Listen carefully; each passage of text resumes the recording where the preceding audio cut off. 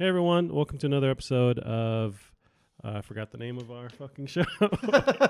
Plastic Parts Podcast. Plastic there we farts. go. Plastic Parts, which I think eventually will become that. Yeah. I think that sounds pretty deadly right there. It's not ending well. Yeah, nothing's coming out or going in with plastic farts. I don't know. Another episode. Coming out of a rubber butt. I think that's how that works. Ooh, there you go. Like a Kim Kardashian rubber butt. You ever see her like just bad angles of her fake butt? It's like a diaper. She's got a full blown diaper on because it's just skinny legs and then. So that reminds me too of did you see the on Twitter all the things that Reggie Fils-Aimé was given after his retirement? No, I know he started a Twitter account, but Yeah, I just people were adding him and stuff. Yeah. Well, one of the things. So he lists off all these things, and one of them in there was and a fake ass to kick. What? I'm like, boy, am I glad you explained that one because everyone else was going to be giving you some looks. And there was a fake like rubber ass in there. Well, like they actually sent it to him, or Yeah. That's awesome. It has to be a running joke. Yeah, because he starts his whole reveal at whatever E3, right? Like I'm Reggie, I'm here to kick ass. Yeah, kick ass or whatever. Yeah. Do some fucking games, and he just That kicks was someone so awesome when that happened. Then we're like, oh, he swore. right? Because that's what Nintendo during the GameCube. I want to say. Okay, so they're just like, hey, we're teen, like we're not really adult, but we're like, yeah, we're I'd have to look that PG-13. up. That could be the Wii, but I want to say it was the GameCube. It might have been. Alrighty, Gavin. Let's talk about some games. Did you play any games this weekend? Boy, did I. Did you? Nice. I play. You're gonna be very happy Yes. with me. What I finished this weekend, which was Super Mario Odyssey. Whoa, nice. Yeah. That's awesome. What an ending! Yeah. That was a lot of fun. Did you? Okay, so you did the main like story mode. There was those challenge things at the end. Have you dabbled into Nope, that? fuck that. Yes, very much fuck that. They Well, mainly suck. because you said like you hated yourself Yeah. while doing it. Yeah. The only thing yeah. keeping me going was my mad rage for every other little kid who I imagine beating those levels. Yeah, I cannot let these little kids just beat me like that. So they suck, and it's just over and over and over again. But Yeah. anyways, but yeah, you finished it. You liked it. Yeah. That's awesome. And because of your saying how painful you felt getting 100% was, I only got stuff that I thought was fun. Yeah, that's and good. I just enjoyed myself and solved what I could, and it was great. I really not only was the final stage just altogether fantastic, but that bird boss in the cooking stage where you're like climbing up his vomit, like that was super fun and weird. Yeah, I think there's liquid globs of vomit, so you have to jump from glob to glob to get to them. Yeah, right? that was one of them. Yeah, oh, it was good. It was good. But yeah, great That's game. Yep. How do you feel about completing it? I've never been much of a completionist. For some reason with Mario, I felt like I was just in the mood to like I gotta see this through. Like I don't want to be beat by this thing, but I don't know. I'm sure there's other moons and stuff that I never collected. I did collect the full amount. Well, I collected the full amount, but there's even other moons you can get or that you can buy. It's like the technical amount of moons you can get is past the ticker. It goes to what, like 900. It's been so long that I beat it, but it's like 999 maybe. But there's technically more moons you can get just from buying them. But there's a whole rabbit hole you can go down. But you can also max it out because eventually the ticker stops and it stops counting, and that's what I went to when it stops counting.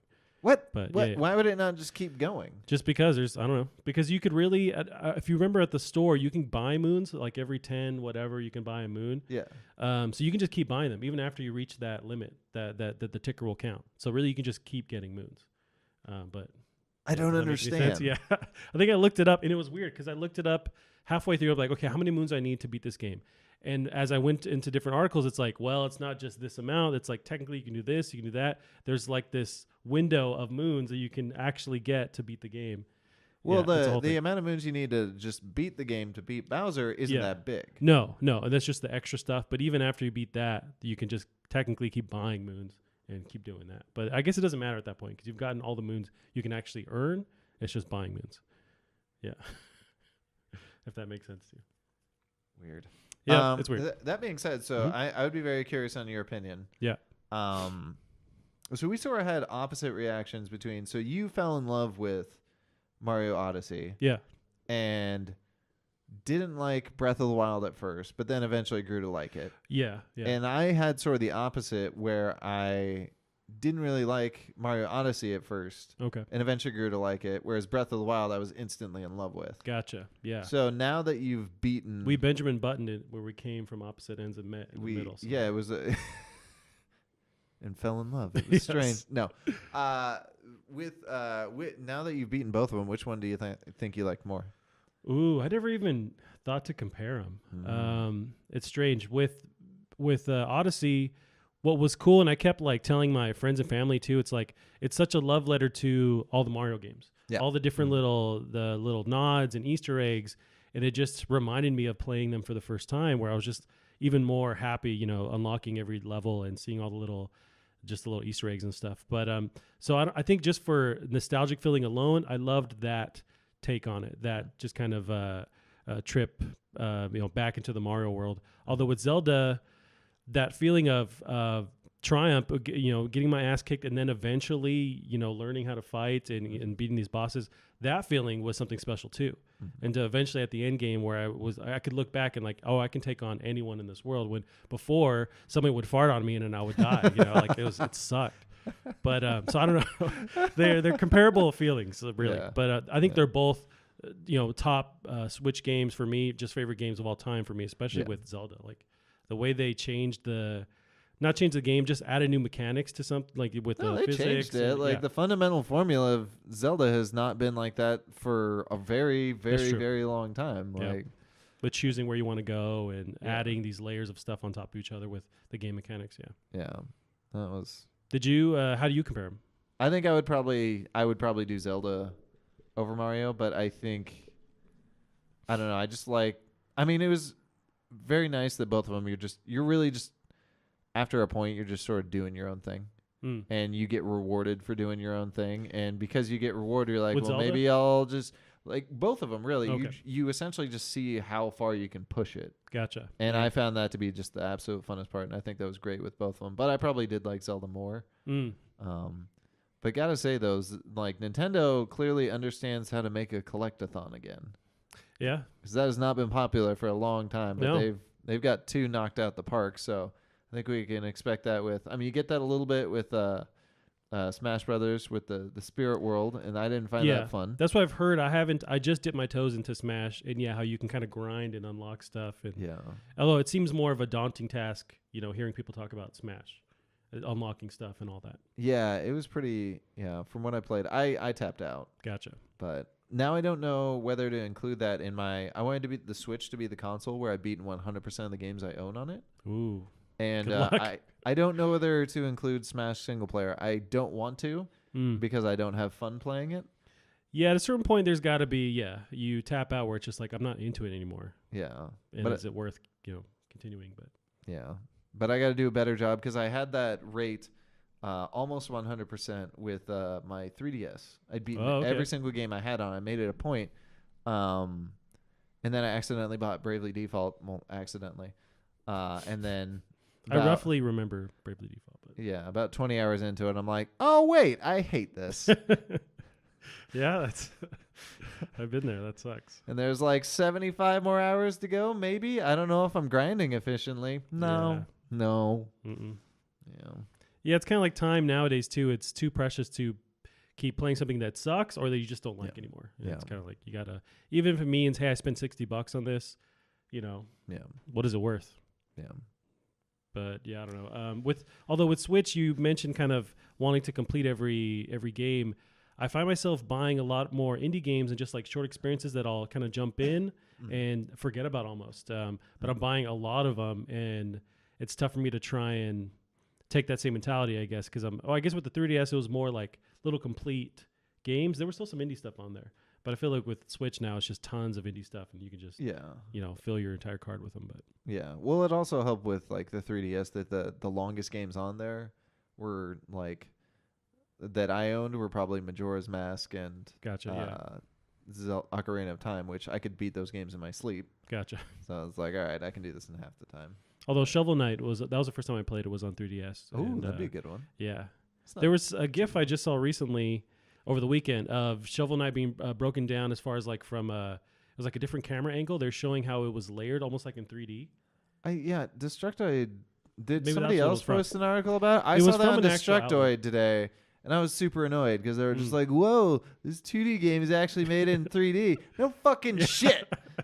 Well, that's just, I don't know, people It's that like- don't understand, like me, where it's like, well, that's cool, but you're like, yeah, it's how it goes. So I get that if you aren't a programmer, you may not understand this, but your graphics card doesn't have a 2D mode.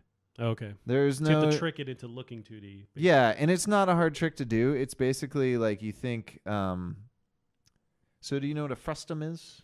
No. Okay, so like a frustum is like you think your vision and it like cones out that way, right? Okay. So that's what that's the default setting for your graphics card. It's like, all right, everything's 3D. Your thing's gonna be this frustum, and you can change it a little bit with your field of view and stuff. But like 2D is just to change that frustum to like flat, sort of. Okay. So it's like a cube. So it doesn't keep into expanding. It's just yeah, like it doesn't fixed. keep expanding. It just keeps going straight. So you lose that 3D effect then if it's not. You lose Gotcha, the 3D. gotcha. But I'm probably explaining this terribly. But yeah, so you If I can understand it, then yeah, you change your perspective matrix, okay. and that makes everything just go 1-to-1 rather than this weird, like, you look at the formula and it looks like alien speak. Gotcha. But it does some legit magic, and it's proven. Is it almost like going from 2 eyes to 1 eye? You know, like how you change that extra eye gives you that perspective. So if you just flatten everything by having this one. No. Okay. Because, yes, you lose depth of field. Yeah, that's When I guess you what it close is. one eye, everything's still in 3D. Gotcha. So... The more you know, we can have Yeah. that little.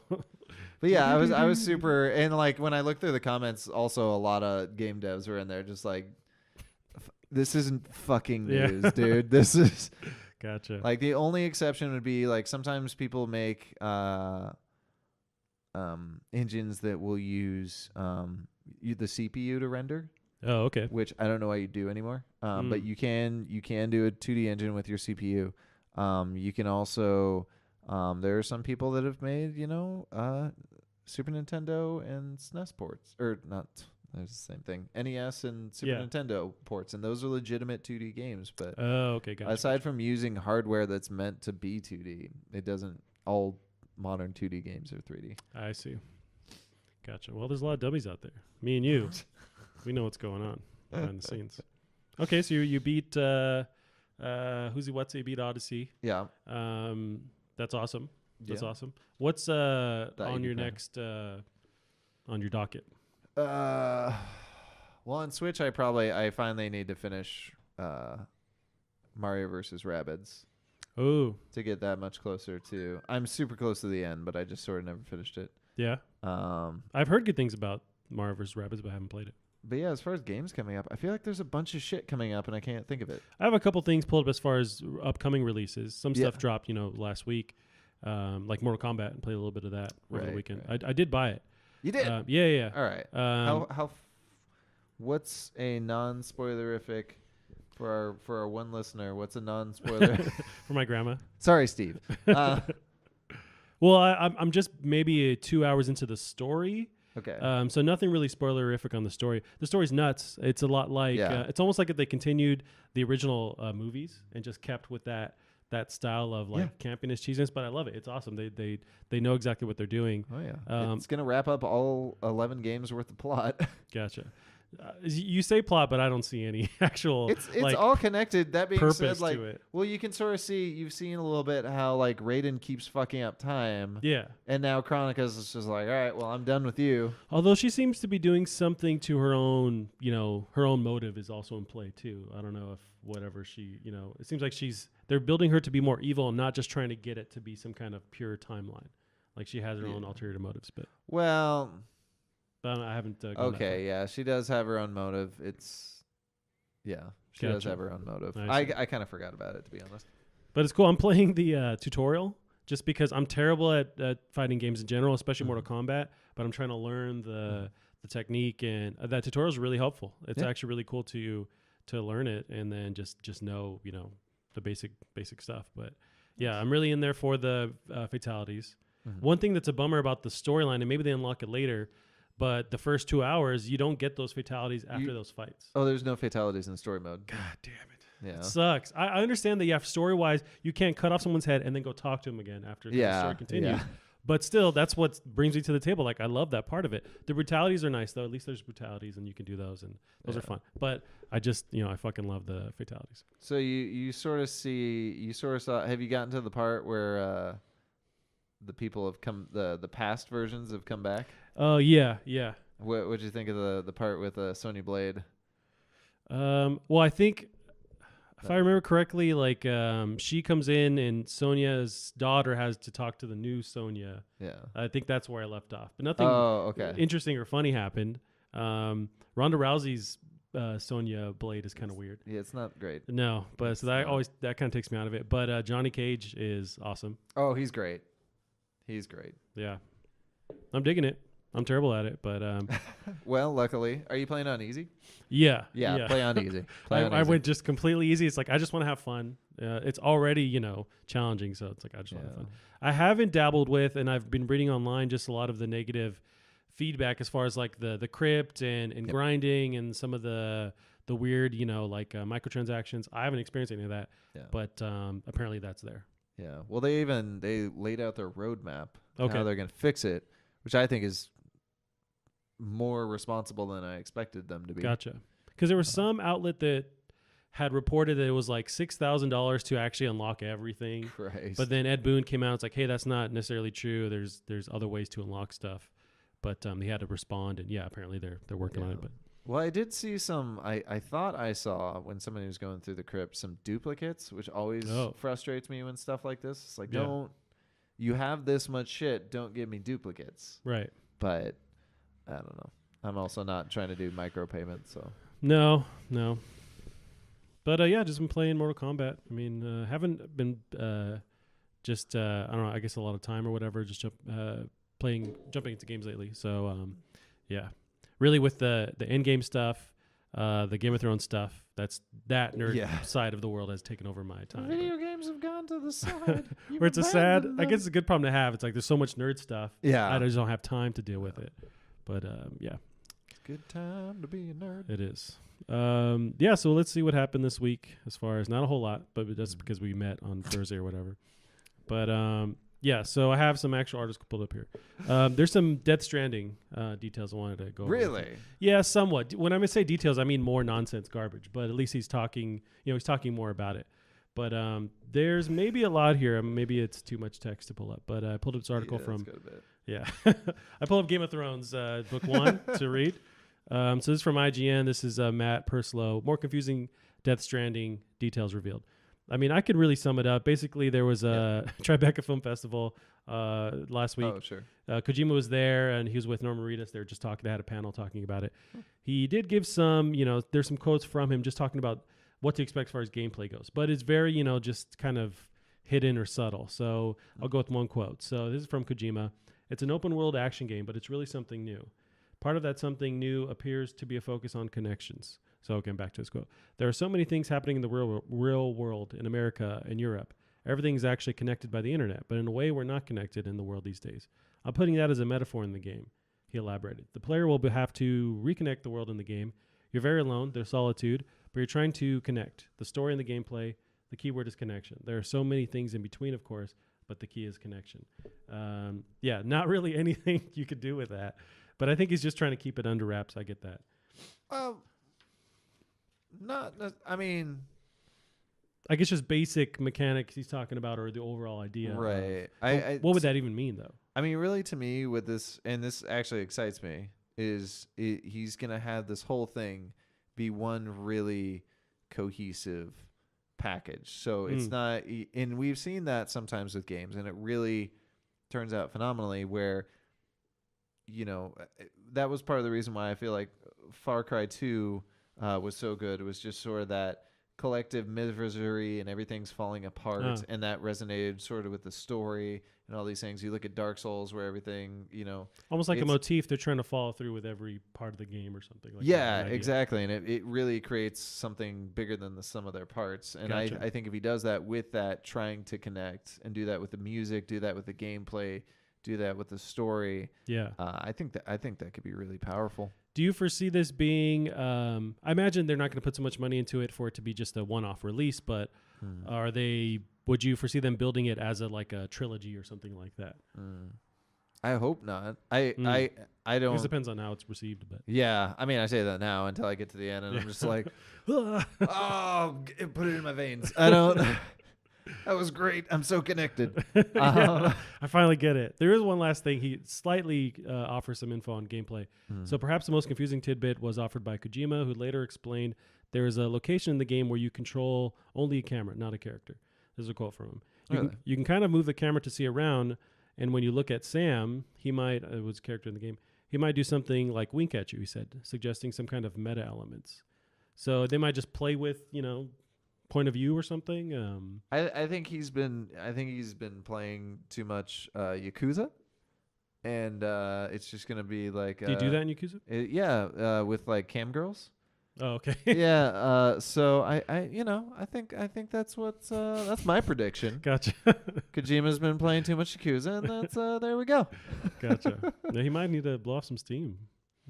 But yeah, so I mean, really nothing of note, but I do find the game super interesting. So any kind of tidbit he gives out, and I imagine we won't see anything at this E3, right? Because Sony's not there, and this is like a Sony exclusive title. Oh, yeah. So, which is good. I don't think we necessarily need more visuals because they've been kind of steady with putting stuff out, like little trailers and whatnot. yeah. I don't know how much people really want to know going into Right. it. That's kind of how I feel. Yeah. So we know it's Kojima. We know he's off the leash. Right. So everyone's on board. I mean, he has whatever limitless, funds to work with. He So probably does. yeah. Yeah, that'll be fun.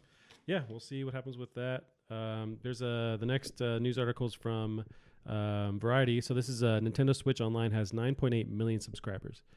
And No, what? Yeah. So this was just through a financial briefing from Nintendo on Friday. So they talked about just some of the subscribers they've gained on their online component. But yeah, I don't know how you feel about that.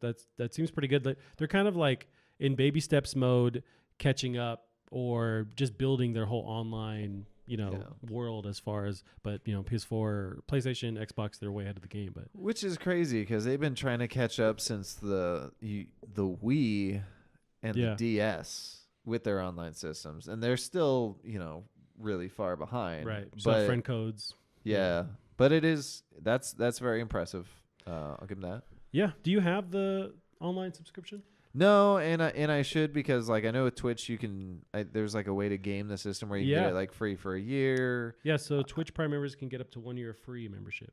Yeah, but you have to do a couple of things. You have to like renew at a certain point. Oh, okay.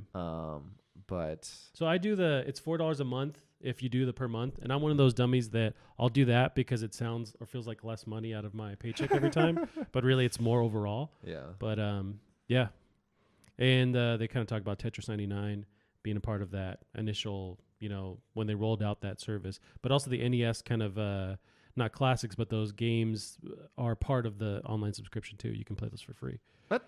But yeah, have you done that? The NES, there's like NES games that you can play on that. If you pay for the online subscription, you are part of that. Almost like their reaction to the online store, what the Wii did, the actual like purchasing of those classic games. Oh. Huh. Yeah, I'll pull this up. It's NES Classics or whatever they were. Well, it's very virtual console. Yeah, it's like virtual the virtual. console. There we go, virtual console. So it's like free virtual console, sort of. It is. Or say like PlayStation Plus has their free games per month. This is their thing, but it's all retro games that they're offering. Huh. That's the thing though with these, is like they've been on offer so many times. I feel like I bought them so many times. I'm really not sure I care anymore. We've all bought. Yeah, there's like Super Mario World. I bought. I don't know. Yeah, 8 times by now. But yeah. So when you actually subscribe to their service, you get original Metroid, Dr. Mario. Super Mario. Yep.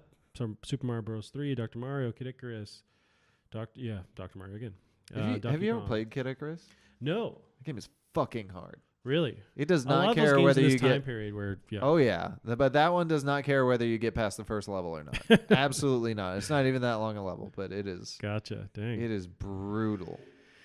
Yeah, it's funny that a lot of these games in the infancy of the just video game releases were brutally hard, almost like to turn off everyone else who Right. approached the whole thing. Well, that's how you made them last longer for these kids, you know, Right. because they're really not any. They weren't that much cheaper back then, like really not that much than they are nowadays. That's what and I don't have any stuff pulled up, but yeah, there's anecdotal stuff about, you know, how really they're cheaper now than they've ever been, but they were very expensive back in the day. Yeah. Or like there's that one, oh God, it's like Neo Geo. It's like there was a separate console that they put out, and the games were ridiculously priced, like $200, $100 an actual cartridge. But they were offering like arcade quality graphics at that time. Oh yeah. It was a Neo Geo something, but or I even remember as a kid going through Walmart just wasting time. Super Mario 64 was $60 forever. They never dropped the price on that. Yeah. That's just Nintendo, especially Nintendo, but yeah. There's a video you can watch on YouTube about how Nintendo will just never drop their prices because they don't need to. Yeah, they don't. They don't. They have the best stuff on the market, so it's like, yeah, we're not going to budge. Although with the Switch, I'm liking that there are sales. They're not the best sales, but there are more and more sales on stuff, and I'm really hoping they dig into that because, like on PS4, I'm buying stuff for super cheap all the time. Like you really have to wait 2-3 months. Like Assassin's Creed, I just bought for $30, and it's maybe 4 months out since the original release. Yeah.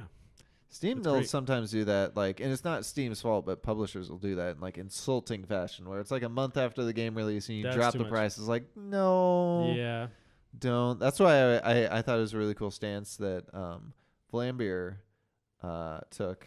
Well, what is with, Vlambeer? Is that a streamer or something? Well, they made Nuclear Throne, Super Crate Box. Okay. They're just cool, you know, indie dev. Team, and but they said that they're like, we don't put our games on sale because that does a disservice to the people that buy them. That's fair, but at a certain point, like after a year or two, isn't it fair to you know, adjust it, or are you still gonna you know, make those original people that bought it mad? I feel like after a certain time, it's fine. It's fair to drop the price. Yeah, I would think if anything, it makes sense to do a sale right out the gate, just a little one. Oh, interesting. That way you can really get that number super high, put yourself at the top of the charts, and then put it back for a good long time. And that, you know, that thanks the people that buy you early. Right, that's true. It does suck if more people buy it and then return it, and then you have to deal with all those chargeback fees. Although I guess that's when you're dealing with like physical releases, but if it's digital, there's return fees. Yeah, there's on Steam. Can you return stuff? So what's the rule on that? What's the time frame? I forget now. It's changed so many times, Gotcha. and that's why so many developers were saying, please just pirate our game instead of using what is it, G2G or whatever that stands for. I'm not sure. Is that like a platform for downloading games? Yeah, well, it's one where like you can buy keys for like ultra cheap. Oh, I think I know what you're talking about. I'm gonna Google search. Yeah, G2G. But there were I remember I've gotten in a G2G games. I've gotten in a fight with people about this before, and it's just like, no, let them pirate your game instead of buying it on here, because a lot of times what people will do, especially with like, you know, a popular new release or an indie release, they'll steal a credit card, they'll buy a shit ton of codes, and then they'll sell it on G2G. Then people will buy those codes, and these people make money.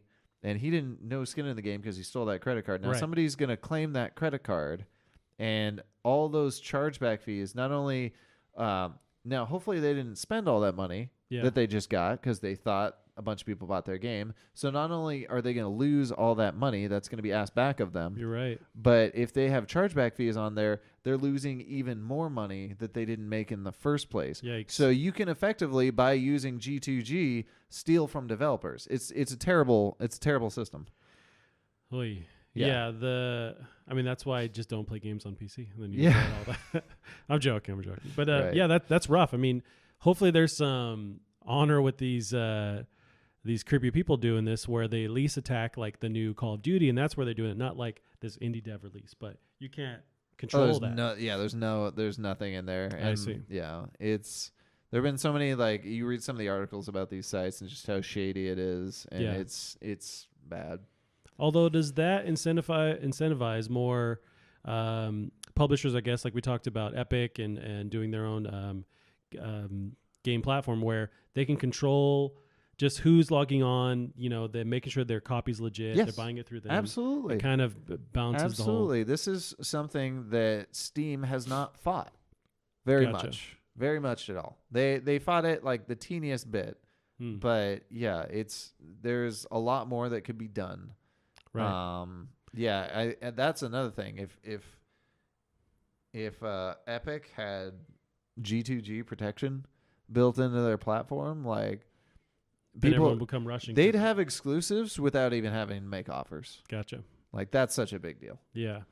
Yeah, I think with Steam, from their perspective, they just like being they like the idea of having a marketplace that's somewhat open. You have more user control, user freedom, right? Yeah. And so they've had that stance, but it ends up biting them in the butt. Do they stick with that and then, but still lose those customers that like that aspect of them? Yeah. I don't know. I mean, I'm sure they're researching and figuring this out right now. Yeah. But yeah. Well, what were we talking about again? We got some. So Nintendo Switch Online they're doing good. Another maybe boring release of information. So, although this is interesting to me, so PS4 sells 96.8 million units worldwide. This is from late last week. IGN's Matt Purslow breaks this down. So, yeah, so we have 96.8 million PlayStation consoles sold worldwide. Now, as far as just the full gambit of console releases, they're now top 6 out of all the consoles released out of all time. So they're at 96.8 million. The Wii is at 101.63 million. Well, So yeah, that had all the old people that were buying that. So right. Which, they did gangbusters, but because everyone's grandma bought 3. But now so the PlayStation 4 released in 2013, so it's coming up on 7 years, and they're just speeding it past the Wii. The original PlayStation is at 102.49 million, so they will surpass the PlayStation. That surprises me. Yeah, we got the Game Boy. Now, what's included is Game Boy / Game Boy Color, 118.69 million for the Game Boy. Nintendo DS, 154 million, and then PlayStation 2 is the king at 155 million. But at that point, the hairs start to get pretty close to each other. Yeah. But yeah, I mean they're selling gangbusters. It's pretty awesome. That's crazy. But does that affect maybe what they do with this next console generation? Because I guess they don't want to cannibalize the PlayStation 4 sales, but at this point, they have so much in the marketplace, it's going to slow down. Like they're going to slow down in sales. Theoretically, I mean, it just depends on how well they support this, and I still feel like the last generation got cut out way too soon because you look at the tails on all the previous generations; they were super long. We had those consoles for a really long time. We did, yeah. And that being said, even we did have the PlayStation 3 for a pretty long time. Yeah. 360 for a while. Yeah, felt like but the generations before that, I feel like were even longer. Yeah. We're not quite like getting rid of these console releases, but they are somewhat shortening. And I think what does maybe this cycle extend it a little bit is the reiterations where they do like the Xbox One X, the PS4 Pro. Yeah. That extends the life a little bit, gives them more time to, to just keep releasing under that console. But yeah they're top dog this generation, and they're, going to go in the annals of history. Annals. I have to think with all my brain power. Does it mean the same thing? I don't know. It should. We should just merge those two words together. I don't. So I have the next article, which is sort of depressing, sort of good, hilarious. So we've talked about the Sonic movie coming out very soon. So we have the first image that we can go over. So this is from... So he's not Dr. Eggman then? Or maybe he does get merged with an egg at some point. Well, yeah, so I'm sorry, I can't remember. There was this video on the actual original story or the original plot for Sonic that got scrapped before the first game came out. Oh. And it was like... It was pretty good. It was really weird, but it was good, and it kind of involved where Dr. Eggman got his name from, and I guess he was merged with an egg. What? And at which point he became evil? Okay, sure. Like a deviled egg or something? Or? I do. Oh, yeah. That's the only way that makes sense. I guess he's more Robotnik. Are they still going to give him the weird belly? So that's the thing. So this is one image that's leaked from, and apparently the trailer drops tomorrow. So this is an image that's leaked. Apparently it's from the actual trailer. It shows Jim Carrey playing Dr. Robotnik, and he looks like more of a I don't know. Just he's got the Thriller jacket on. He's got these 2D spectacles or 3D spectacles. He looks like the Red Ranger about to call to assemble the Megazord. Is what he looks like. But like his grandpa, I guess. But yeah, and so the one thing I have read on as far as leaks of the script, which may or may not be legit, apparently he transforms through the movie. So he gets more Robotnik as it gets. Oh, so he starts off as more Eggman, human, and becomes, then he gets the bald hair and stuff and crazy mustache, and I don't understand like how this movie was made, and of course we haven't seen a trailer. Yeah, we can't really shit on it until we see the trailer, right? But like, it's just I don't know what's gonna happen with it, and if it bombs, okay, it's kind of hard to really make a Sonic movie in the first place. They're trying. Yeah. Maybe they shouldn't have even tried in the first place, but I do like the fact that the guy from Parks and Rec is the voice of Sonic, though. John Ralphio. Oh, that's perfect. He's awesome. That's absolutely perfect. And Jim Carrey, I think, would be fine, but I want him to be. I want him to be CG. I don't want. Yeah. Maybe more of a like that Detective Pikachu game or movie that's coming out. Mix more CGI in there and really don't. But I guess they have live action people too. I don't know. I have no faith in this, but maybe it could just be a really fun, ridiculous movie. Could be. Yeah, that's just like a meme in real life kind of thing. I think that's one thing too. Like I had my hopes for Detective Pikachu were through the floor when I found out that what's his name didn't get the role of Detective Pikachu. You're still on this freaking guy from It's Always Sunny. God damn it. Yeah, he's the very short. Yeah, but yeah, my hopes for Detective Pikachu. I was thinking Joe Pesci, but it's not Joe Pesci. Yeah, Danny DeVito. Yeah. I mean, I thought that movie was going to be an absolute pile of garbage, but it looks really funny. Cool. Yeah, and I'll be watching it. Yep. Has it come out yet? No. We just saw a trailer during Endgame again. I know it's this summer, so it's soon. It is funny to see these two video game movies released somewhat, in the same window, and to see Sonic taking a different route. For sure. Which is weird too, because I feel like Detective Pikachu was announced like way long ago. Sure. So like this could have been avoided. They could have avoided the showdown. Yeah. They're like, no, we can take on Pokemon. Right. That's doable. Yeah. I'd rather they just instead of this, just release Mortal Kombat 1 in theaters again. I'll watch that. Oh God, yeah. That'd be awesome. Such a good movie. Right? That's still probably like the best video game movie of all time. As a kid, that was one of the first ones that came out that I remember. That was good. That was good, and just it just blew my fucking mind. Like to see Goro as a real guy, and that song too, which still just fucking just hits. Oh, I love that they use that for the new trailer. Yeah. So fucking hype. Yep. Yeah. I just start shadow boxing when I hear that song and just like in my underwear. Oh, that was one of my. No, I shouldn't say the story on there. Gotcha. I think I've told you. Is that when you murdered someone? No, it has to do with that song. I think I've told you the story before, because it's never been in a Mortal Kombat game. Oh, you're right. Was it just from the movie, right? Or it was from the movie. Yeah, so it was in the movie. Yeah, it almost ended up in a video game that was not Mortal Kombat. Gotcha. Like that you maybe worked on? Or yeah. Did they not know, or they're just trying to like just make it happen anyways? I don't actually know what it was. He told me what it was, but yeah, they almost got it. Gotcha. And it was. That's awesome. Yeah. So we'll see. That's tomorrow. So we'll see what happens with that. Oh, what? The trailer dropping. So we'll see how bad or how good, and maybe this is. Oh, I have awesome. Concerns. Yeah. Man, I hope I'm wrong. It's all concerns. So this was interesting. So, and I'm going to use your expertise on this for sure. Okay. So Borderlands 3 has a gameplay reveal on Twitch. This is tomorrow. Yeah. They have a lot of key influencers and like streamers going to actually, show this being played. So they're testing with Twitch anyways. They're testing this extension called Echocast. Okay. On Twitch. And I have a video here too, but it's basically lets the Twitch watchers see the actual streamers, their loadout, the guns they have rather. Oh, good. Various good, mods and stuff that they have enabled. Yeah. But so with this reveal, as you watch it, apparently you're kind of rewarded for watching it, and you can, as far as the PC version goes, you can earn those same guns that they find. The same loot that they find, you can actually apply it to your game. I don't know how I feel about that. Yeah. So we can actually watch this if you want, and we can I'll just kind of cut it in there, but. I think the Shadowcast thing is brilliant. So Destiny did that. Did they? Okay. Yeah, and that was great because then you could stop hassling the streamer to show you their build, to show you other stuff. It'll be nice for you to just be able to go, they're like, hey, can you show me your build? It's like, rather than spending 15 minutes showing you my build, just click that button up there. Right. And you can see it. You can get all the questions. You can see all the stats on all the stuff I have. Yeah. The only thing it won't do is give you my reasoning.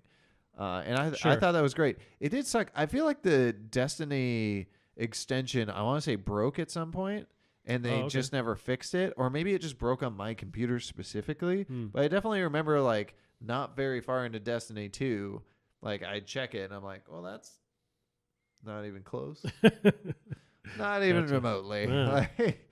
So hopefully they keep it up and working.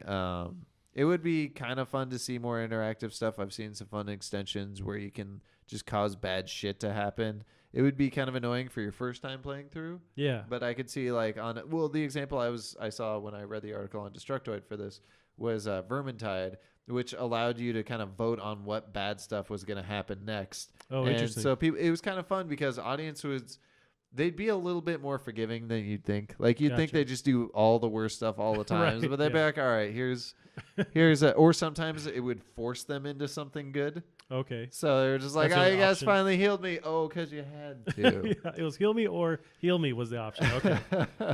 So they'd pick the lesser of the two goods, I guess. But Gotcha. I think that was a really fun. After you played through Vermintide, go back through with your audience and just have a ball. Now remind me of Vermintide again. I know, is it like a first person, hack and slash almost with like medieval stuff? Ooh. Okay. Yeah. So it was basically Left 4 Dead, but set in with more melee emphasis and set in the Warhammer universe, Gotcha. which was, it just looked super fun. I never played it, but it looked really fun. So with this Echocast thing that they're kind of featuring it tomorrow during that Borderlands 3 reveal. What I found interesting was how the interactivity of it. So they're letting viewers actually like not contribute, but they gain some of that loot or aspects of it. So I have this article pulled up. This is from PC Gamer. This is Andy Chalk of PC Gamer. So I'm going to go through and kind of pick out some of the info. So each live streamer will have 4 red chests hitting in their game during the reveal live stream event. If they find one, viewers will have a 30-second window to open it. 25% of those who do will be given another 30 seconds to choose one of the in-game items from the chest as a reward, or have one given to them at random if they miss that window. Wait, so the streamer finds a red chest? Yeah. And then whoever's watching that stream has that 30-second window to take that loot, and it transfers over to their version of Borderlands 3 when they play it eventually. Interesting. Yeah. So nobody gets anything if the streamer doesn't find any chests, and the items are automatically scaled to your level when you retrieve them from your in-game mailbox when Borderlands 3 releases. Oh, so that's not bad. Yeah. So you're not going to end up with any wildly overpowered and fun hardware, but hey, free loot is free loot. So yeah, the gameplay reveal is tomorrow at 10 a.m. Man, that sucks that I'm working during that time because I would love to watch that. Right? That sounds actually, that doesn't sound too bad as far as, I think it's good that it scales to your level. Yeah. Otherwise that was what I was worried about. It could still be kind of a little overpowered, but as far as that's not that right, because then bad. potentially you could wait for someone to be very far into the game, get part of their loot or some of their loot, and then just start your game with that item. But yeah, if it scales, I guess they figured it out. Yeah. I think the other thing that's good about that too, so my concern was going to be with these like chests or whatever, I was almost concerned that it was going to be a thing that the streamer wouldn't know about, and the extension would just tell you when it happens. The streamer would have no idea what's going on, so occasionally like people would get them. But the fact that the streamer can be like, hey guys, we opened up a red chest. Right. Like, everybody check and see if you got it. Did you Right. get it? And then people are like all excited in the chat or whatever. It'd be even cooler if And they always use that voice too. Any streamer or YouTuber I see, it's always that. wow. Yeah. But yeah, I mean that's Let's go. I like bridging the gap of that, from viewer to streamer, and really that's what Stadia is doing more and more, where they're letting people potentially, that's what they're saying, you can jump in and play directly with the streamer back and forth. So this is kind of going towards that direction where we're all actually playing together. Yeah. And this allows to, because you only have to interact few and far between, you can just chill and have it on in the background, which is what I feel like most people use Twitch for anyway. You're not just staring at the thing the whole time. You've got it on another tab or another screen, and you're surfing the net doing something else. Like just last night, for instance, I was on Twitch and I was looking at this streamer who was playing Star Citizen. Sure. Who was it? And do you remember what they I subscribed. I don't remember who she was. But I was on this rabbit hole of Star Citizen stuff because I just wanted to learn more about it. And I wanted to bring that up too on the show with you, and maybe that's a good segue to go into that. So I found one of the latest articles about Star Citizen. So what blows my mind is the amount of money they've crowdfunded, which I didn't. It's $250 million right there almost. So this article's from twinfinite.net. So Star Citizen gets new look at Cloud City Horizon as crowdfunding passes $224 million. So this. I don't know how you'd put a button on what kind of game it is, but it started off as this kind of spaceship viewing thing experience where you build your ship. Yeah, that's the best I could. So you're building a ship. You're viewing the cockpit, the outside. You can customize it, and then they started to add more and more to the game. So you have this world that scales or that generates. Then you can travel from planet to planet. It seems like they just keep adding to it. Yeah, but they've raised a ton of money. I don't see when the actual end result, when this game would actually legitimately release, but it is in alpha where you can pay to play this game. I think it only stops being developed when they do run out of money. Yeah, which is, although it's interesting since it's crowdfunded, you don't have a publisher footing the bill saying, hey, we want it done by this time. So like with these milestones, right? So they kind of have free reign to just keep developing. Does it not have a publisher though? Because just because it's crowdfunded doesn't mean it doesn't have a publisher. That's true. From what I understand, I haven't read anything on that. So they're working with Microsoft as far as developing something or other. And I'm talking out of my ass at this point, but I haven't seen who's actually with them as far as just kind of rating it in. Is Star Citizen worth playing after 8 years? Yeah, so that's the thing. It's been in development for a while. What's nuts is just how detailed the world is. Yeah. So I've seen various walkthroughs where you start on a planet, you can jump in your ship, you fly outside the planet, and the whole entire planet is fully rendered. Yeah. It's nuts. It's like the craziest fidelity I've ever seen. But have you seen the big mega city planet? There's one I've seen, where it's just like where the whole planet is covered in city, basically. I couldn't believe what I was looking at seeing that thing. Like, it's nuts. But then, okay, what kind of PC do you need to play this fucking thing? The best one. Right. So it's only for uber super nerds out there. But is that enough to get your money back on this investment? I don't know. And it's incredibly hard to stream. Just because it's hard enough running the game. You try and stream it at the same time. Yeah. Especially without a dual PC setup. Yeah, it's just an absolute monster. Even now the stream we're watching is having some issues. Yeah, mining gameplay. So they're adding all these components to the game, but it's part of me is like, okay, just finish it though. Like kind of wrap it up and then maybe add stuff to it further on. But it's almost like an artist that's just painting and painting and painting and painting. Yeah. Layers and layers on top of it. And they don't have at a certain point you got to stop and you got to just say, hey, this is the experience. But that's what this game is. It's just the continuous adding. I don't even know. Do they have a multiplayer mode yet? I don't know. There apparently is a multiplayer FPS mode. Oh, cool. They also have, which is nuts too, which I think is bloating their budget, but they have this story mode that they're building with Camel. The guy from Batman who is Commissioner Gordon. No idea. From the last Batman. And they have that guy? They have another a key celebrity too. They have all these top-notch celebrities who have all done the motion capture, and it's just like I don't see how they can afford to do that, but they're just kind of figuring out as they go along. I mean, clearly they have the Kickstarter budget of like a GDP of a small country. Yeah, for sure. So, anyways, I just I'm gonna keep an eye further on this game. It's super interesting. Like I wanted to pull it off. What they're pulling off exactly is I'm not sure, but it looks insane. It's just like a crazy detailed No Man's Sky. It is feature creep the game. Is what it is. But yeah, it is really pretty to look at. Mm-hmm. It would be nice if visually it had personality. Interesting. Because it does not. Yeah, and like an art style that you identify. It's just like a cool looking PC game. It's very realistic. It's very efficient. Whereas you look at No Man's Sky, right, and you're like, this is cute. You know what it reminds me of? if you ever see movies randomly where they show someone playing a PC game and it's obviously like rendered footage, it's like that. Yeah. It's like it shouldn't look that beautiful. It does, but it's very generic, just like you're saying. Yeah. In some weird way. Yeah. But I don't know. I'll never be able to, have a PC capable of playing this, but it's super cool. Yeah. Man, how big a thing would that be if like you could run that on one of the new consoles? And that's the thing. Like they could totally release a new PS5 and Xbox 180. Yeah. And still not have it be able to run this game. Right. Yeah. Yeah. And just in general, PCs are always going to be ahead of the game, but yeah. Yeah, it's a beast.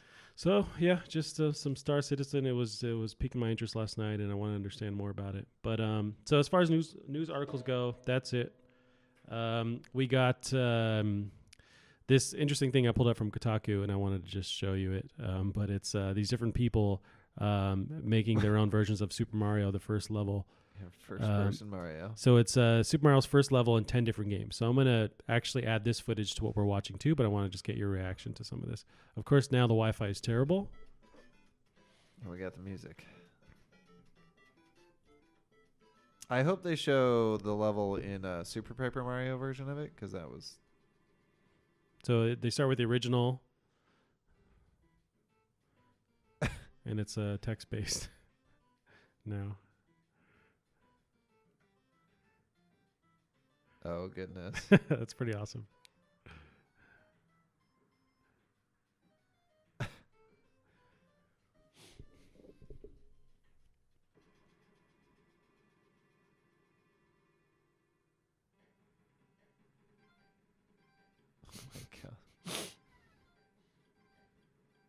Yes, like a Doom clone kind of thing. I think this is as far as I got in the video when I was watching it, but... It's a point and click? I think so, or like a choose your own adventure style.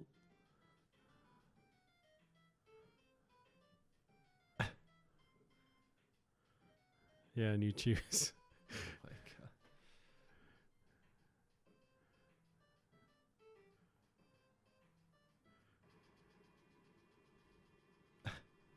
Yeah, this is the last one I saw.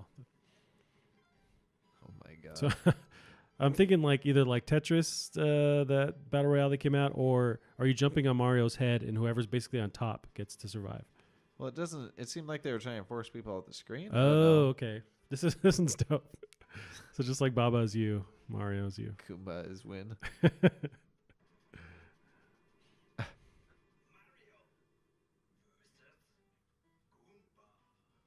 Oh, Okay, it's so Slay the Mario. Spire.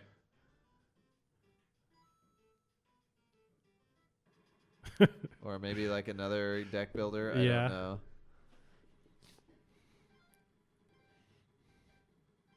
So now it's a point and click. Oh, okay, gotcha.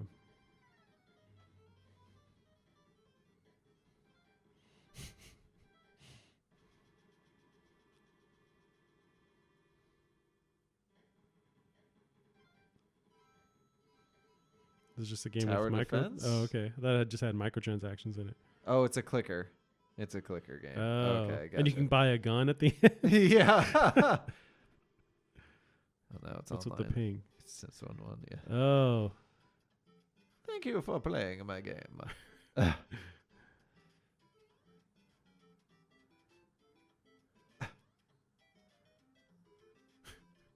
I feel like this person actually made that. Like, that's a Maybe. real thing. It was probably made by the same person that made the Battle Royale, but... so yeah, let's get some info on if they're actually developed or... Was it a trading card game? So let's see. It looked like they were all made by like the same person. In this case, the Plucky Bastards are the Big Breakfast Collective and team consisting of Alex Williams, Philip Bush, Dennis Lorenz, Mattia Traverso of Last Day of June fame. Instead of 3 ways, they've done Super Mario's World 1-1, 10 different ways, none of which taste like garbage. Interesting.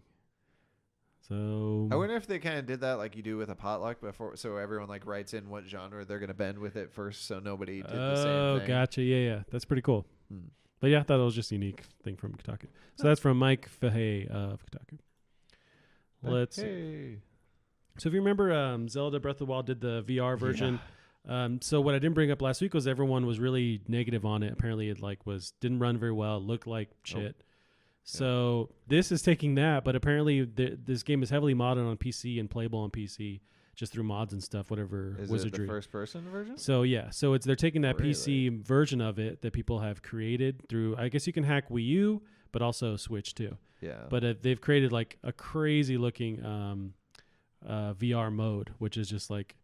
It's just beautiful, but it's because it's running on PC. So I wanted to show you a little bit. Have you seen any of the God, that is pretty. Right. Any of the what is it? Oh, the mod that makes it so you're playing as Zelda, or maybe it was Linkle. I think it was Zelda though. Oh, okay, no. It is super adorable. Oh yeah.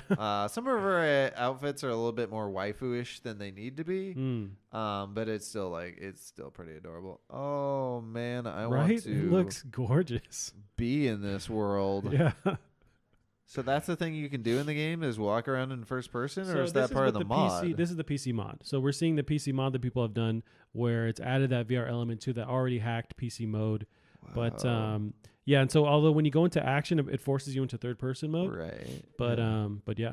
Because you probably just have arms and legs like clipping through your screen and stuff if you're Gotcha. in first person. But man, that's But yeah. gorgeous. But apparently Nintendo has somewhat fixed or it just runs better. The actual VR mode in the legit Zelda Breath of the Wild for Switch release. But even that one, it's still you're seeing Link still third person, but the world is still around you. If that makes any sense. I don't know how I feel about that kind of. Like you're with him in the world, but you're behind him, basically. Like I guess proper like third. I think if you're gonna do that, you need to plant it like they are with that new I don't know what it's called, but like from the creators of Rick and Morty, that new game. Oh, the Trover, saves the universe or something. Yeah, you're a guy in a chair who controls the other guy. And now is that them fixing the nausea of VR or just like rendering and stuff like that? Well, the teleporting is how they kind of fix the nausea. Oh, okay. Because if you walk, it for the most part. Although it sounds like that Resident Evil game wasn't too bad. I didn't try it in VR. I do want to try it, but yeah. Yeah, but yeah, teleporting kind of fixes that. Yeah. But yeah, that's I think it was just sort of their gameplay experiment with it to kind of mix both VR and traditional gameplay, and it looks and sounds hilarious. Yes, I'm super stoked for that game. I want to say it's this summer that it releases. Yeah, but and I think it's still playable without VR. Although I'd want to play that in VR. I think I heard that too. Yeah. I mean I think that's a great compromise they did there. Right. Man, this is pretty. Did you hear that news they did recently about the overclocking of the CPU or whatever on the Switch? No. So it's an official Nintendo patch, if I get my facts straight, where it's for Mario Odyssey and Breath of the Wild specifically, where during load times they overclock, I think it's your CPU, to make everything load. I think they said up to 10 seconds quicker or something stupid like that. I don't remember there being any Odyssey load times that were like 10 seconds long. Maybe they just masked them that well. Huh. So this is, saying exactly what you're talking about. Yeah. So I pulled up TechRaptor.net, the article by Joe Allen. So they're, let's see, the headline is Nintendo Switch 8.0.0 update adds overclocking via boost mode. Yeah. So, according to this thread, the Switch's boost mode reduced Breath of the Wild's fast travel time by 8 seconds, shrine entering time by 3 seconds, and save file loading time by 10 seconds. So that's insane. I could see the shrine I think the shrine entering time did kind of bug me. I don't think fast travel did to me as much. Yeah, those shrine times. Is the boost mode something you enable? I don't know. I could see why you'd not want to enable, because it theoretically could cook your CPU, which I think is why Nintendo is so far not allowing anyone else to use it. I see. So it's up to developers to be able to initiate this when they want or something. Well, it sounds like no. It sounds like it's up to Nintendo to let their games, and probably their games only, use this. Gotcha. But it's neat. It does kind of suck for everyone else, but that being said, like, they don't want a chance of like some random indie dev just like frying up a Switch. Yeah, in somebody's hands, nonetheless. That's like, true. Yeah, they want to kind of. That would be, and that'll probably burn through your battery life a little bit more. While you're. But I mean, how often do you load though? So that's why you do it specifically during loading. Oh, so it's just that boost mode enabled for loading, and then it goes back to whatever performance. Yep. Interesting. So I think that's brilliant. I think that's really cool. I hope it works out. I hope there don't become problems due to it. But yeah, for those 2 games specifically, that's great. I know Mario Odyssey certainly had some times. Yeah, that sure. weren't too bad. Yeah, those shrines killed me. I know with Zelda, whenever you're in a dense forest area, with every it won't increase in help with polygons. It won't help with that. That's just they had too. It's just loading in general, just loading quickly. Yeah, that was too many graphics on screen at once. Gotcha. That was the GPU couldn't handle it. I see. But yeah, I mean, I thought that was my next thought. I was going to say that, but I don't want to blow you out of the water, Gavin. Yeah. Yeah, that's it. So as far as the game news, there's some stuff coming out this week. Not a lot this week. Close to the Sun, which was that BioShock Tesla, ish game that we looked at. Oh, that looked cool. Yeah. So that's May 2nd. And then one news article that was dropped last week we didn't talk about, but Super Mario Maker 2 just has a release date on Switch. Oh, and that's super soon. Yeah, June 28th. I'm very excited for that. I never got to play the last one because it was like a lot of things stuck on Wii U. So I'm really, really stoked to play it. I cannot wait to watch other people play that because I will not. But a lot of those levels were just demolishing. There was times where you'd use different like mechanics in Mario, and then that would be the entire level. Yeah. So as far as just like hopping on things to the way you would hop and throw, and that would kind of launch you a little bit, but just whole levels of doing that over and over and over again. Yeah, you hop, throw it up against the wall, and then it's going to land at your feet, and then you're going to jump off of it. Right. And you're like, no. Yeah. Exactly. I refuse. Yeah. But you'd see people string those back to back. It's nuts. Yep. But I'm excited to see I know some people that are pretty up there in that community that just absolutely adore that game and have poured thousands of hours into it. And they're going to do the same damn thing, but they're going to have way more fun because there's way more shit. Right. They've added some other Mario like themes different from different Mario games, right? I know there was like something else added, or maybe well, they added more mechanics. So they finally added slopes, which people were begging for because that was in Super Mario Brothers 3. And slopes? So slopes. So that wasn't in the original Super Mario Maker? Really? Okay. Yeah, people were begging and sliding, for the slopes. The ability to slide? So you can slide down a slope. Gotcha. So that's going to be huge. What a time to be alive. I know. You can slide. You're going to see all sorts of good. I'm sure I mean, that's going to be interesting too, though, because with the Maker format, it wasn't very vertical. Okay. It was very, very horizontal. Right. Yeah, that's so I'll be curious to see.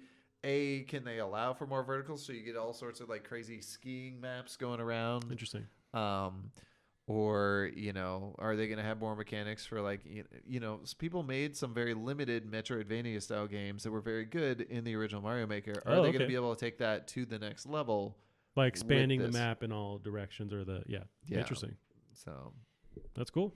That's going to be great. That community is going to be so damn happy. Oh, yeah. Well, Gavin, that's all we got. Upcoming. That was it for the upcoming. That was last week's upgaming. Yeah, that's it. Oh yeah, we did kind of blow through half our news on Thursday. We did, yeah. But I mean, I'd like being able to be more up to date on it. But the downside to that is that you're stuck with whatever releases. And considering you're doing most of the research here, well, it's a lot of it's just on you. All online. I can go to one outlet and then find it all. But yeah, then tomorrow we have the Borderlands 3 stream. I'm sure there'll be other stuff that happens this week too, but we'll get some more info on that. Apparently Valve is supposed to just give more details on their VR thing, so that might be something that is of note to talk about this week. But the question is it compatible with the Epic Games launcher? Ooh, interesting. Yeah, you were telling me, right, that some of the VR units out there have their own. They work across the board, but some of them have their own specific marketplace for downloading VR games. Oh, I was just throwing shade. Oh, okay. I know there's one of them that apparently has some kind of like proprietary, marketplace. But I don't know if that was just from some random podcast I heard that from or whatever. Well, that will be hacked in 2 minutes ago. Gotcha. Gotcha. Huh. That's interesting. Yeah, man. You think it's hard enough to get people to buy your big expensive piece of hardware? You wouldn't care where they get their games, right? In theory, yeah. I think you're right about that. Especially when it comes to VR, the piece of the pie, the audience is even smaller than just like an actual console release. So yeah, you really want to make sure anyone can play that game. Yeah, I think that's going to be the tricky thing too with it, because there's like some factor in there. It's like your game or your new thing, whatever it is, has to be 30% better than whatever the current top dog is in Okay. order to get people to move on board with it. And it's like, so Oculus, or no, was Oculus the first one? Yeah, They were Oculus one of the big ones. was really big out the gate, and then the Vive Yeah, solved a lot of the problems. So the Vive is currently, I think, the top dog. gotcha. Well, now Oculus now has those 2 models they're coming out with. One of them is that mobile one Yeah. that doesn't need an actual PC or anything that was blowing people away at GDC. But then they also have their beefed up one that's tied to a PC as well. But yeah, and then you have Switch coming out with their hardcore VR unit too. So there's a lot of competition For the true hardcore VR gamers, you gotta go like that. Yeah. Like your hands are glued to your face. Yeah. I mean, that is, I guess, that much more hardcore. You really gotta. There's no half-ass in that. You gotta commit. Yeah, someone's gonna be Dark Souls in VR mode on Switch, like just to just to prove that it's doable. First person, can't see behind you. Oh God, did you bring this up? There was someone Dodge rolling from first person view. There was someone who beat one of the Dark Souls games or Sekiro on the Donkey Kong bongos. No, I didn't bring it up. I do know about it. Yeah, I forget But, which game it was, but I thought it was gonna be the same guy that did the full Soulsborne trilogy without taking a hit, because he's done. I'm pretty sure he's done at least a Souls game with just bongos. yeah. He's done it with a Guitar Hero guitar, which is, I don't think, as bad as the bongos. The bongos are pretty rough. But yeah, the fact that someone did Sekiro or whatever it's called. Yeah, I feel like it was Sekiro because I'm seeing old Yeah. news. Guy beats Dark Souls with DK bongos. That's the first Dark Souls, 2015. Yeah, so it must be Sekiro, right? Was it on PC, Sekiro? I think so. Okay, that makes sense because there really is no other way to. Yeah, finally someone beat Sekiro with Donkey Kong bongos. Finally. This is It's been a month since that game is out, I think. It blows my mind, and it just further reiterates that thought in my brain where it's like, get these people fighting ISIS or working on cancer research, because they're insane and they're dedicated to whatever kind of. I feel like 100% of the time they're always dudes, right? Because guys can be insane. So far, largely, yeah. They're insanely detailed on the dumbest shit, and so yeah, which is awesome though. I don't want to crap on it, but we'll do the dumbest shit as hard as we can. we'll be the best at doing the dumbest shit. But I got mad respect for anyone, but it's also why. It's a cool flex though. You could say, hey, I beat it on Donkey Kongos. That is a hell of a flex right there. Yeah, it's nuts. I mean, I had a hard time with Zelda, let alone Breath of the Wild, let alone doing anything like this. Yeah. So, I but don't know what brought it up, but recently I saw. Oh, I think it was an article for this. Somebody posted the commercial for Donkey Konga, and man, was that. Oh, really? That commercial was so cringeworthy. It's just like, this is what we think kids look like. Oh God. It's I'm gonna pull it up. We can watch that another time. Gotcha. Was that a GameCube game, Donkey Konga? Yeah, it was really fun. I played Oyo Come Over. Don't know the next word. Oh, okay, yeah. Bajillion times. It's like Guitar Hero. Everyone has their own favorite song that they play until they gotcha. hate. Yeah. But yeah, Cool. That's it, man.